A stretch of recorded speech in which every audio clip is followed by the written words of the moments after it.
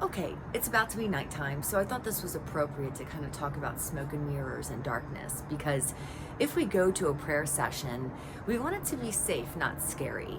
We don't want it to be, half truths or just a little bit of light that illuminates a big, massive amount of darkness. We kind of want it to be really a wholehearted healing experience. I went through 22 different deliverance ministries. They all left me wacky by cracky and worse off than the one I went to before.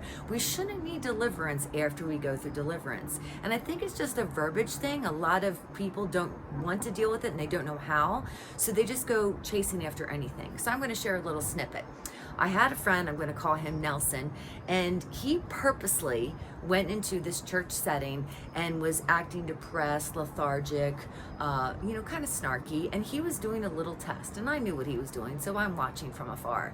And darn if he didn't prove a point, because he went forward for prayer, and then instead of people just praying for the condition of his heart, asking Holy Spirit what's going on, because he was kind of without words, again, testing the atmosphere, they start casting out these demons, actually chasing anything that would be demonic, according to what? The symptoms that he was manifesting. So he was acting, if you will, and put forth this depressive type state, and people start going after the spirit of depression, the spirit of infirmity, all these names that I really don't even think are chief and ruling spirits. They're kind of little imps and, lesser on this hierarchy, but he proved a point. And I kind of want to piggyback on that because it's dangerous. Okay, if we don't quiet ourselves and ask Holy Spirit to reveal what the strongman is, you could tell all these other little ones to go all the time, and they're going to bring back 7 more. Religious spirit, I have yet to hear that addressed in any church organization. And if you don't get rid of the religious spirit, then even the strong man has a right, in my opinion, to return.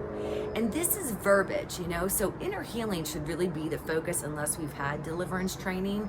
And I'm really not going to go to any professed deliverance meeting because I'm going to have to vet them first. I don't want to see people hacking up or coughing things up because they're going to have basically laryngitis the next day.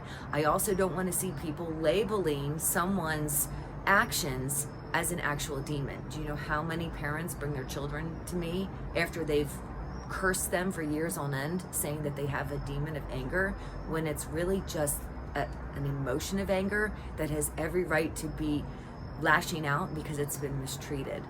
So I think for safety, for us as we're growing up and Christians and in this era, in this time, we should be acknowledging that if a person comes up and they have no words, then we quiet ourselves and we get the words. The best thing would be to leave deliverance to a group, because then all of you, by the voice of 2 or more gathered together, can determine what the strong man is, and then you can help that person really oust that big top dog. Otherwise, leave it lovely, leave it hopeful, and leave it loving, and focus on the healing, because that will always dislodge anything demonic that's attached anyway.